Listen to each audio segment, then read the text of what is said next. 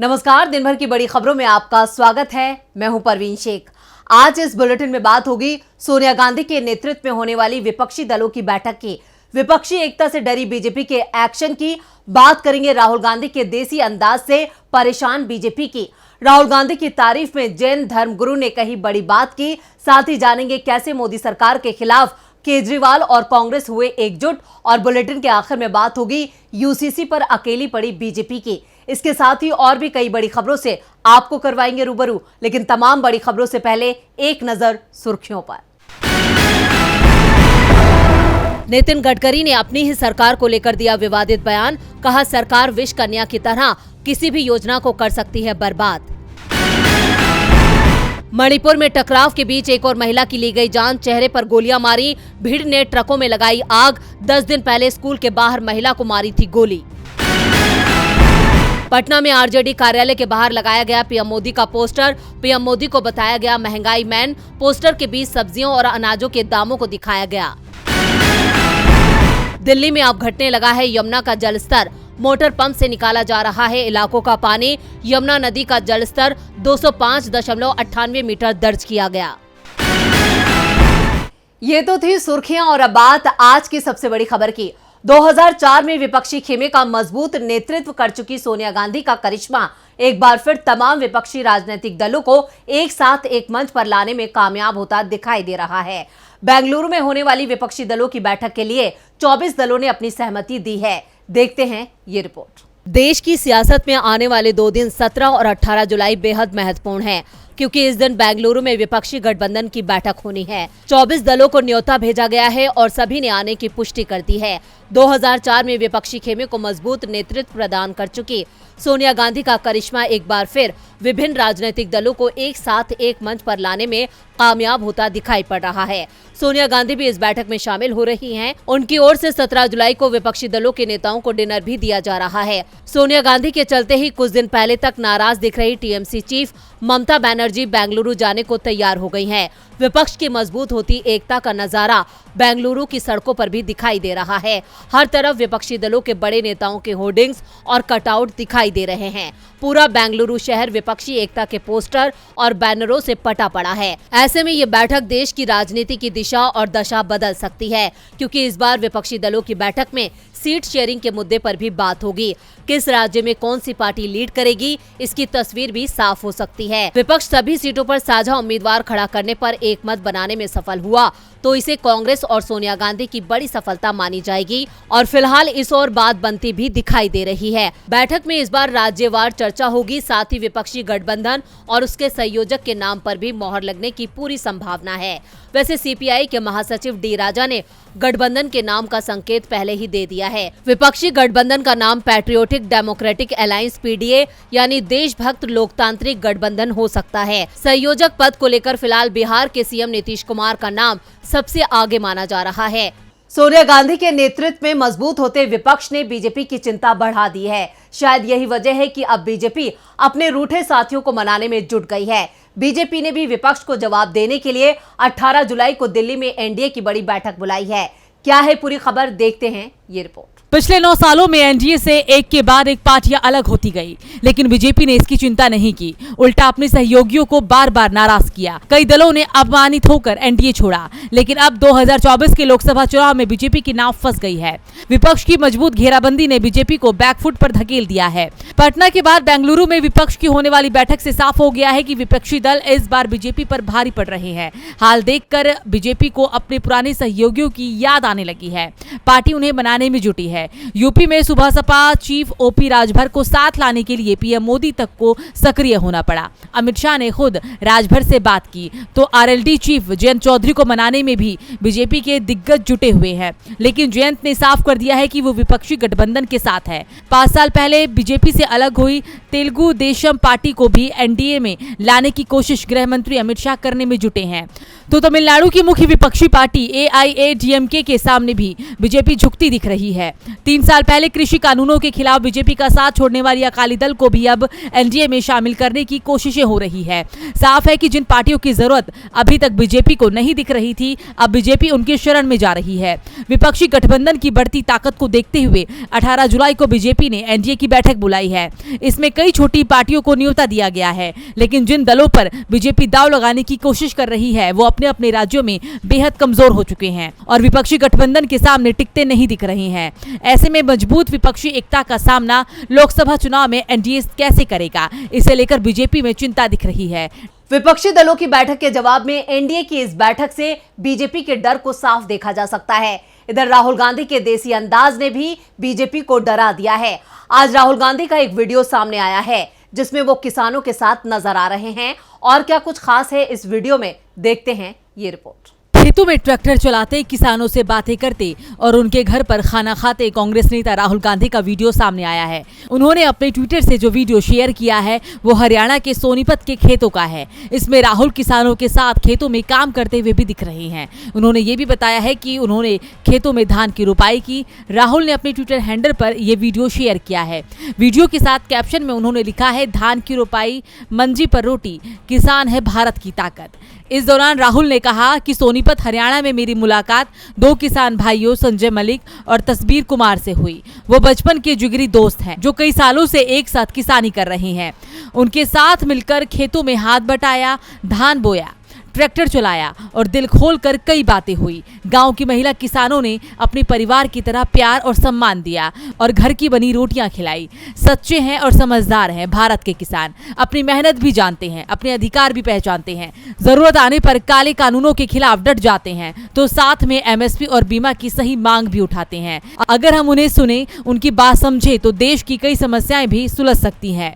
नौकरी चाहिए बच्चा ने, बिना रिश्वत कोई नौकरी नहीं दे। पैसा ले मुझे, हमने भी एक बदली दिखा दी। आपका काम घर? मेरा तो घर ही नहीं है, मेरा सरकार ने घर ले लिया। हाँ। फिर सरकारी दिखा दियो।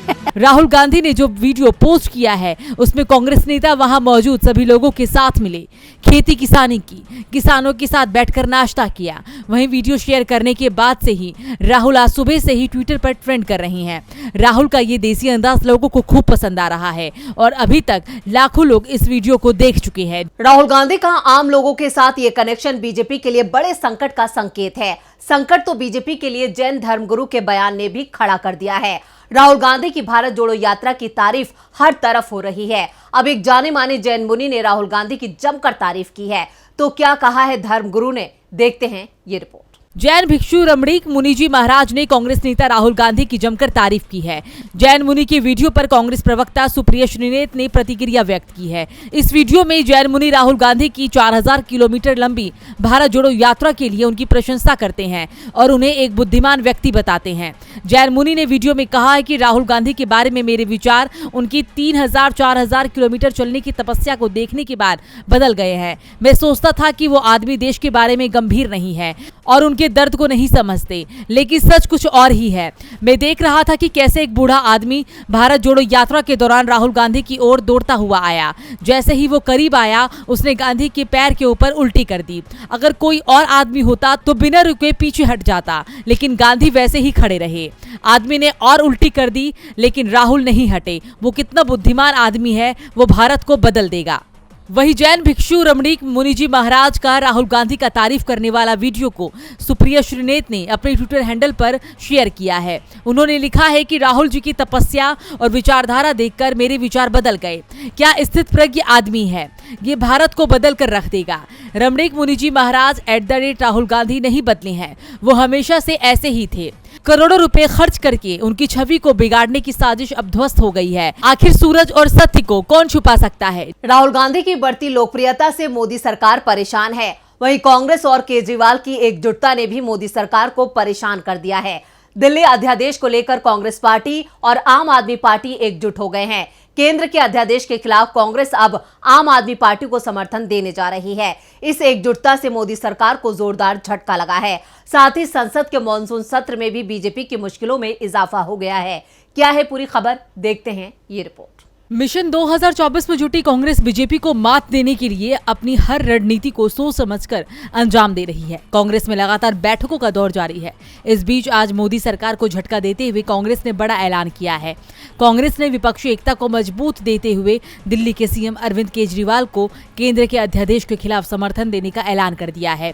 कांग्रेस संगठन के महासचिव केसी वेणुगोपाल ने मीडिया से बात करते हुए कहा, मुझे लगता है कि आप कल बैठक में शामिल होने जा रही है। जहां तक अध्यादेश दिल्ली में सेवाओं के नियंत्रण पर सवाल है, हमारा रुख बिल्कुल स्पष्ट है। हम इसका समर्थन नहीं करने जा रहे हैं। केंद्र के अध्यादेश के खिलाफ कांग्रेस के समर्थन पर आप सांसद राघव चड्ढा ने ट्वीट कर लिखा है, कांग्रेस ने दिल्ली अध्यादेश का स्पष्ट विरोध करने की घोषणा की है।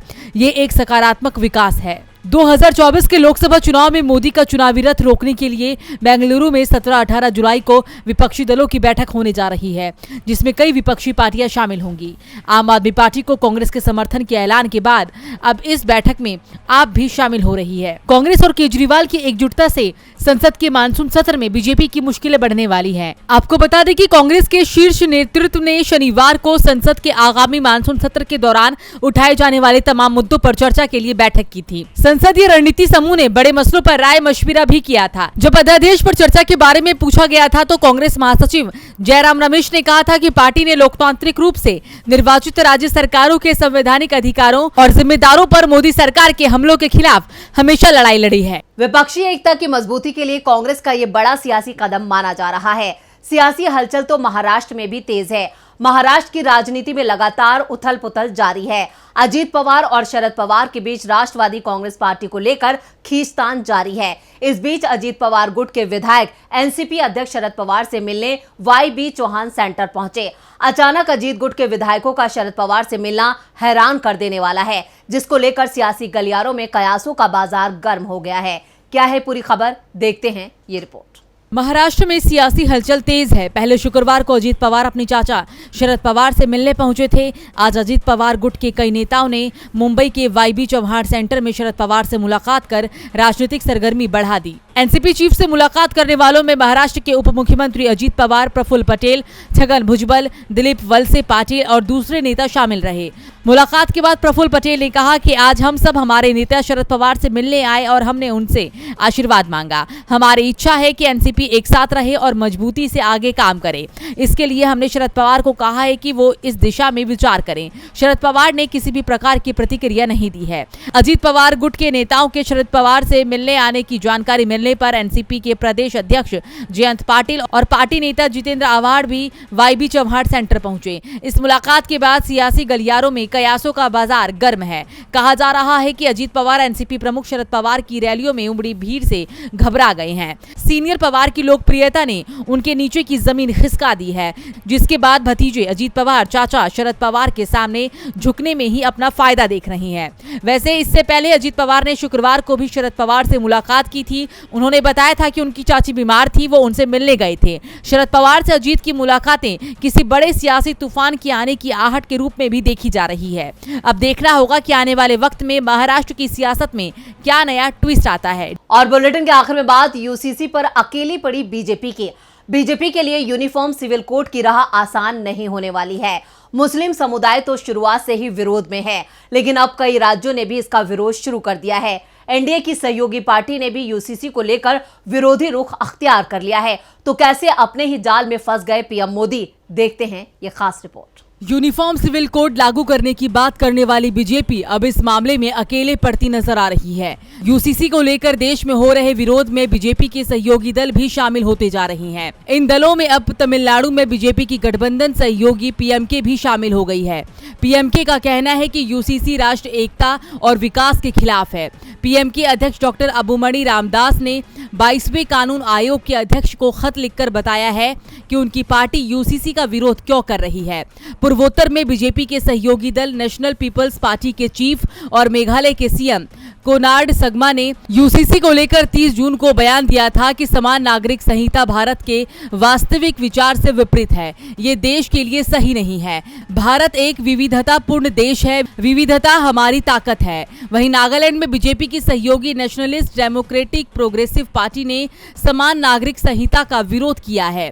एनडीपीपी ने कहा है कि ये कानून भारत के अल्पसंख्यक समुदायों और आदिवासी लोगों की स्वतंत्रता और अधिकारों पर नकारात्मक प्रभाव डालेगा। पंजाब में बीजेपी की सहयोगी रही शिरोमणि अकाली दल ने भी यूसीसी का विरोध किया है। शिरोमणि अकाली दल के दिल्ली स्टेट चीफ परमजीत सिंह शर्मा ने कहा कि भविष्य में किसी भी तरह के गठबंधन की सोच से पहले बीजेपी को यूसीसी को सिरे से खारिज करना होगा। उन्होंने कहा कि बिना कोई मसौदा सामने रखे लॉ कमीशन धार्मिक संस्थानों से समान नागरिक संहिता पर सलाह कैसे मांग सकती है। आपको बता दें कि विधि आयोग ने यूसीसी पर प्रतिक्रियाएं देने की समय सीमा 28 जुलाई तक बढ़ा दी है। विधि आयोग ने नोटिस में कहा है कि विभिन्न क्षेत्रों से प्राप्त अनुरोधों को देखते हुए संबंधित हितधारकों से विचार और सुझाव प्राप्त करने के लिए समय सीमा को 2 हफ्ते और बढ़ाने का फैसला लिया गया है। आयोग ने 14 जून को प्रतिक्रियाएं मांगी थी। प्रतिक्रिया भेजने की 1 महीने की समय सीमा शुक्रवार को खत्म हो गई, जिसके बाद इसे बढ़ाया गया। इससे साफ है कि पीएम मोदी यूसीसी के दाव से देश में धार्मिक ध्रुवीकरण को बढ़ावा देना चाहते थे, लेकिन अब उनके अपने ही साथ छोड़ रहे हैं, जिससे पीएम मोदी अपने ही जाल में फंसते दिख रहे हैं। आज इस बुलेटिन में इतना ही। देखते रहिए डीबी लाइव। नमस्कार।